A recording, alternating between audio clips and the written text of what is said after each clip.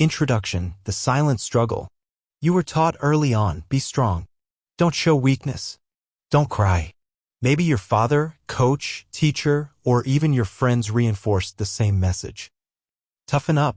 Somewhere between boyhood and manhood, you learn that your value came from how much you could endure without breaking, without feeling, without showing pain. But here's the truth, you are not weak for feeling. You are human.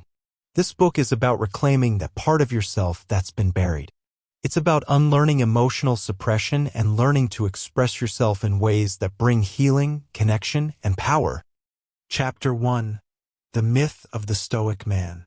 The origins of the real men don't cry message. You've probably heard it more times than you can count. Man up. Big boys don't cry. Stop acting like a girl. Be strong. Don't let anyone see you weak.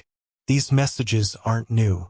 They've been passed down like a family heirloom from generation to generation. Maybe your father said them to you, just like his father said them to him. Maybe you didn't hear the words directly. Maybe you just felt the unspoken rules. Don't cry, don't show fear, don't talk about feelings. This idea that men must be emotionless rocks isn't biological, it's cultural. It's a myth that took root long ago and somehow became the measure of masculinity. And even though society has evolved in many ways, this myth still lingers in the background of so many male lives. But let's be honest. Has hiding your emotions ever made life easier? How culture, media, and upbringing shaped male emotional norms. From action movies to sports commentary, men are constantly portrayed as stoic, strong, and silent. The hero is usually the one who never cries, never talks about what's bothering him, and handles everything alone. Vulnerability is painted as weakness, something to avoid or cover up. Then there's your upbringing. Maybe when you were a boy, you got hurt, skinned your knee, or had your heart broken. You were about to cry, and someone shut it down with, "Don't be soft." That moment became a lesson, a rule. Keep it in. Don't let them see you break. Over time, it became second nature. You built emotional armor without even realizing it. But here's the twist.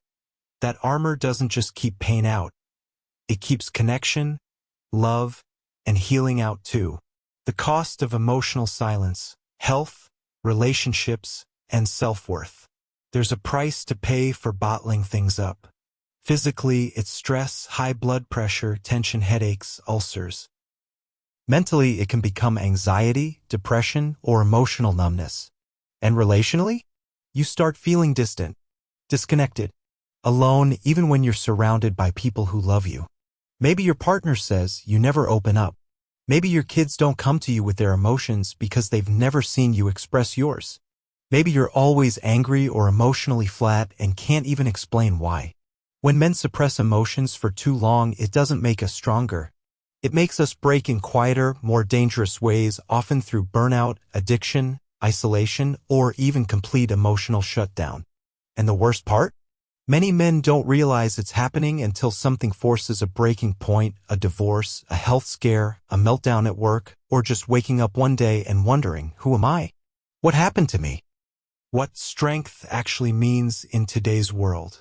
True strength isn't about burying pain or pretending you're fine. It's about honesty with yourself and with others.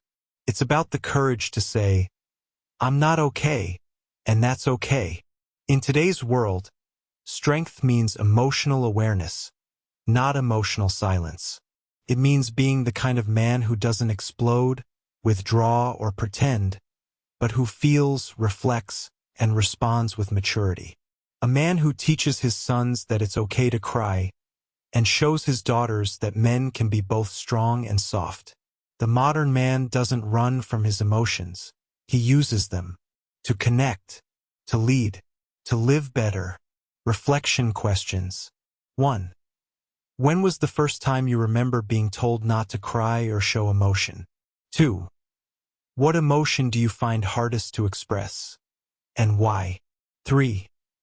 How has emotional suppression affected your health or relationships? This isn't about blaming the past. It's about reclaiming the future. You don't need to be stoic to be strong. You just need to be real.